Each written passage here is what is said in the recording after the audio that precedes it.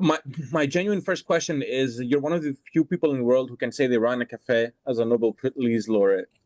Um, That's right. how did the recognition change the opportunities you were offered and the expectations people had of you? I think first of all, just maybe to reiterate, so in 2005, my colleagues and I at the International Atomic Energy Agency were awarded the Nobel Peace Prize for basically the safe uses of nuclear science and technology. So not many people know this, but you can use the technology for fighting cancer, and I'll talk a little bit about that later on. And also, you can use it for developing new crops, and it's not a GMO crop type of variety. It's basically leveraging whatever exists in the soil and the environment to make crops to be a little bit more, to be more nutritious, to be more drought tolerant, for example, and high yielding. Those are the three main factors we're looking at using what we call plant breeding and genetic plant breeding techniques to basically develop new crops. You can also use it for monitoring groundwater resources. You can use it for industry as well. Of course, you can use it for energy, which a lot of people know about nuclear science and technology for energy, and a host of other things, research into different types of things. So the idea was basically, we awarded that prize for leveraging nuclear science and technology to promote peace and development across the world.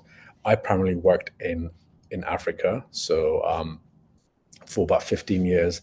And before I left, for the last 2.5 years of my tenure, I was actually appointed the regional program manager for Africa. So I think you mentioned earlier on about working with African countries. Back then, it was about 41 African countries to develop a 5-year strategy for them on how they can use mainly two areas we focused on to create food security and also looking at fighting cancer, ensuring also that they had the safe regulatory infrastructure within their countries to to address food security and fight cancer.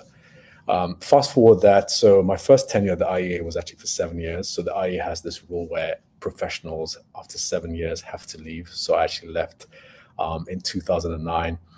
And in 2005, I started thinking about what I'm going to do in the future. And I've been very passionate about food for many, many years. And in 2005, I started getting into coffee. Went on a holiday trip with my family to Italy.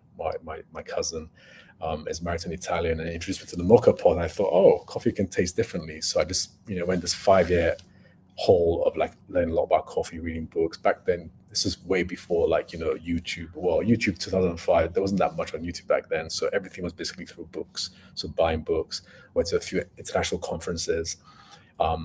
Back then in London, met a lot of experts and just learned a lot about coffee. Then launched my website from coffeewithlove.com in 2007.